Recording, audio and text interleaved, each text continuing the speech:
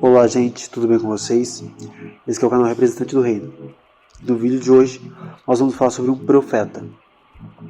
Ele é conhecido, depende de quem o conhece, mas ele é conhecido por mim como um profeta rebelde, que se rebelou contra Deus por amar seus inimigos. Em alguns casos, você pode conhecer ele como aquele que ficou na barriga do peixe, que foi engolido por um grande peixe. Isso mesmo, nós vamos falar hoje sobre o profeta Jonas. Mas antes de falar sobre as lições que nós podemos aprender no livro de Jonas, vamos falar um pouco sobre ele. Quem ele era? Jonas foi um profeta que foi rebelde a Deus por amar seus inimigos. Jonas é um profeta único no Antigo Testamento. Enquanto os outros profetas falam sobre a palavra de Deus, dizendo assim diz o Senhor, na história de Jonas nós podemos ver que ele é o único que Deus fala sobre o profeta, sobre o caráter do profeta. Jonas aparece mais uma vez no Antigo Testamento, na história de Jeroboão II, um dos piores reis de Israel. Jonas profetizou em seu favor em uma guerra e disse que ele recuperaria territórios perdidos. Isso está em 2 Reis 14, 23 ao 25. Mas, logo em seguida, aparece outro profeta, Amós, que profetizou contra, dizendo que ele era um rei mau e que ele perderia a batalha e os territórios. Ou seja, já começamos as lições de Jonas suspeitando do caráter desse profeta. Mas vamos lá. Jonas, na Bíblia, Jonas é um profeta do Reino do Norte de Israel, que viveu por volta do século 8 a.C. Ele é a figura central do livro de Jonas, no qual ele é chamado por Deus para viajar até uma cidade chamada Nínive e avisar os seus moradores do castigo divino que cairia sobre eles. Mas em vez disso, Jonas decide embarcar em um outro navio com destino a Tarsis para fugir do seu propósito, para fugir de sua missão. Então ele é preso por uma tempestade nessa viagem. Então, com medo de morrer, os marinheiros resolvem jogar a sorte para saber quem estava em pecado, quem tinha feito algo contra Deus, e cai em Jonas. Então Jonas fala para eles: me joguem no mar. E após isso ele acaba sendo engolido por um grande peixe. Depois de 3 dias, Jonas concorda em ir a Nínive, e então o peixe vomita na praia. Jonas convence com sucesso toda a cidade de Nínive, e ele se arrepende de seus pecados.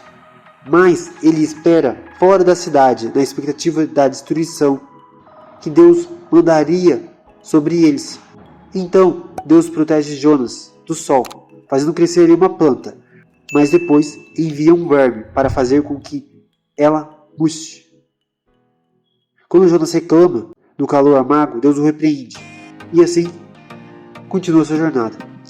Mas nós podemos ver na história de Jonas, a primeira grande lição é a soberania de Deus. O livro de Jonas demonstra a soberania do Todo-Poderoso, como ele emprega sua criação para realizar o seu plano divino. O Senhor controlava todos os elementos do clima. Ele preparou uma criatura no mar, uma árvore, criou todas as condições para concluir o seu objetivo.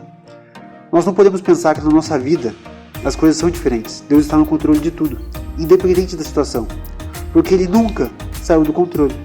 Nós só não podemos esquecer de colocar Ele em seu devido lugar e em consultar a Ele. Afinal de contas, Davi consultava Deus, Moisés consultava Deus, Josué consultava Deus, Abraão consultava Deus, Jesus consultava o Pai. Por que nós não vamos consultar o nosso Criador? O próximo ponto é: as pessoas podem mudar. Esse registro revela o poder inerente à palavra de Deus quando essa entra no contato com os corações honestos e bons. Embora a mensagem de Jonas tenha sido muito breve, como indica o seu livro, ele produziu o efeito desejado. Mais uma vez, alguns críticos têm contestado o relato neste ponto, alegando que o sermão tão insignificante dificilmente poderia ter produzido os resultados descritos. Mas a observação que decorre estritamente a partir do viés subjetivo ignora a evidência bíblica, não menos do que o que é o testemunho de Cristo. Os homens de Nínive se arrependeram com a pregação de Jonas. Mateus 12, 41. Além disto, registros históricos revelam que a notável cidade tinha sofrido pragas graves nos anos 765 e 759 a.C. O solo, portanto, tinha sido condicionado para o avivamento de Jonas. Também, de alguma forma ou de outra, os cidadãos de Nínive tinham conhecimento da ressurreição do profeta do ventre do peixe. Como Jesus observou, Jonas era um sinal para aquela geração que o Senhor tinha levantado. O próximo ponto é: o arrependimento requer mudança.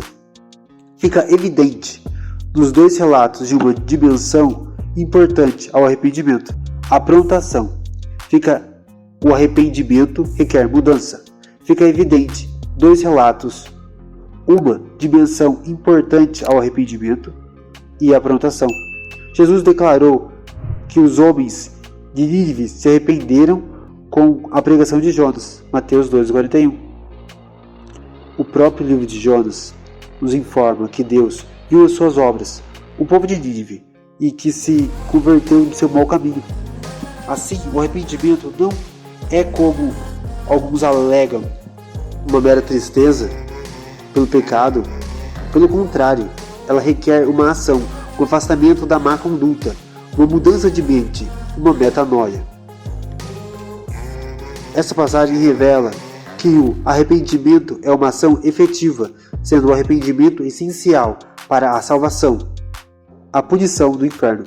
Uma passagem intrigante no livro de Jonas ilustra um ponto vital sobre a punição dos maus após a morte.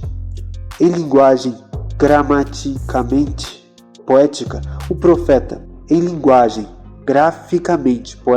o profeta agonizante descreveu sua provação horrível na barriga do monstro marinho com uma experiência semelhante a uma experiência semelhante a estar no inferno. Eu chorei por causa da minha aflição ao Senhor.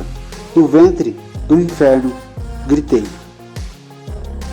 Um registro clamado por causa da aflição certamente indica consciência do sofrimento. Pode-se concluir que o estado dos mortos ímpios é de tormentos consciente, o que é afirmado em outras partes do registro sagrado, em Lucas 16, 23, em 2 Pedro 2, 9. O próximo ponto: profecia condicional. A mensagem de Jonas a Nínive revela que a profecia é, por vez, condicional. O profeta declarou que a grande cidade seria destruída em 40 dias, mas sobreviveu durante 1 século e meio para além desse período. Claramente, portanto, a previsão de condenação foi condicionada na resposta a Nínive. A mensagem profética faria bem em aprender com esse princípio da profecia. Por parte a Israel foi prometida uma herança da terra de Canaã. Essa promessa, no entanto, foi condicionada à sua fidelidade a Deus. E o tempo finalmente veio quando eles perderam a escritura para a Palestina.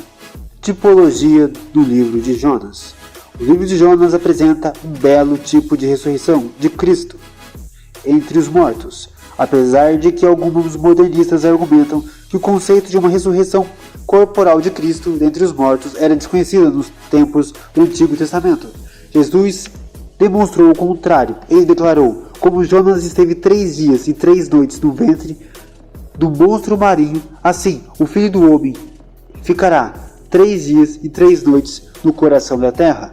Mateus 12:40. É evidente.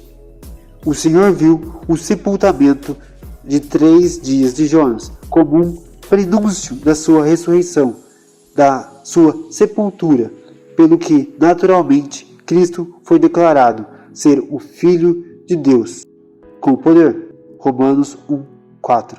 Bom, meus amigos, o vídeo fica por aqui. Deixe seu like e se inscreva no canal. E até a próxima. Deus abençoe.